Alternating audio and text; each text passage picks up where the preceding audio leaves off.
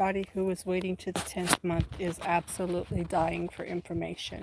Sorry. There we go. Is absolutely dying for information.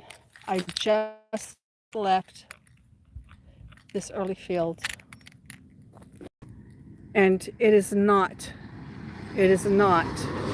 aviv. This first throw is a domestic field, but where you see those lighter heads out there, that line across the horizon, that's where the wild barley starts, and it continues towards that tree and on up to that hill. So it's quite a large area.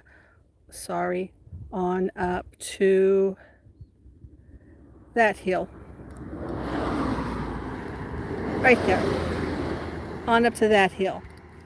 This is the main body of it.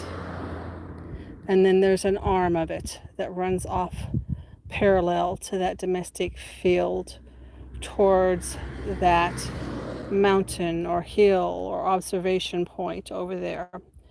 And we don't have it.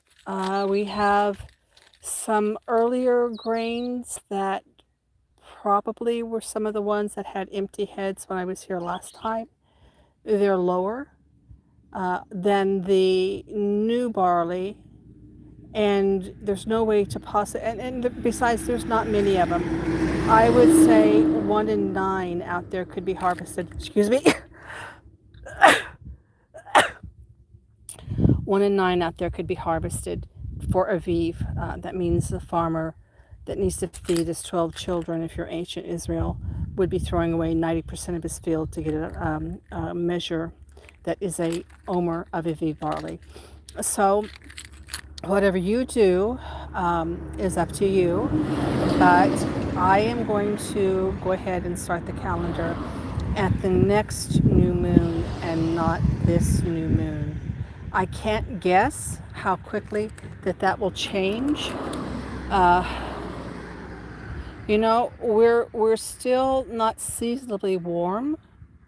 They're changing the forecast almost every day. Apparently we have another storm coming.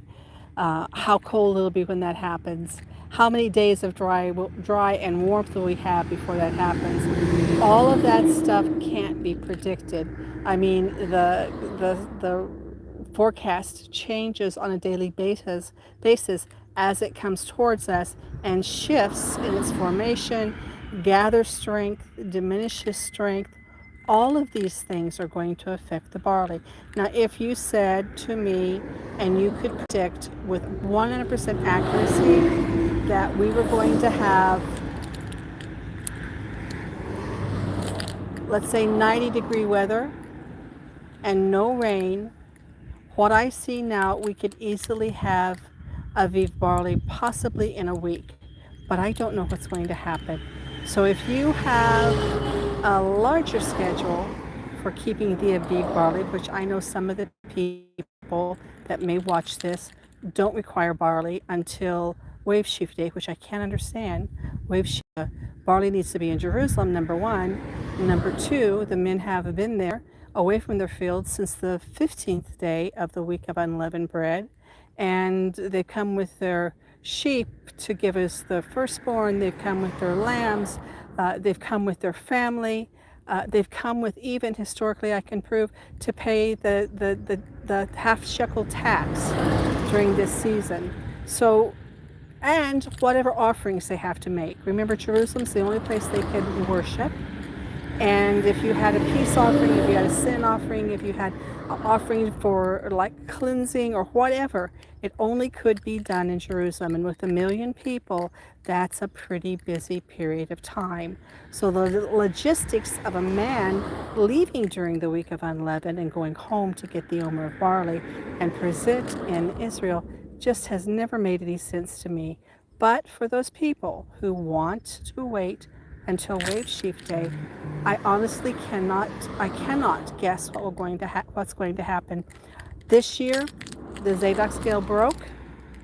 I will say potentially what I have seen is that once the fruiting heads come out, it seems that the barley can speed up and does speed up depending on the conditions, but It is a lack of rain and the drying of the earth that now is going to mature the barley, and maybe even the Sharav winds. They said one time that in the near future we were expecting Sharav winds, but I haven't read any more about that.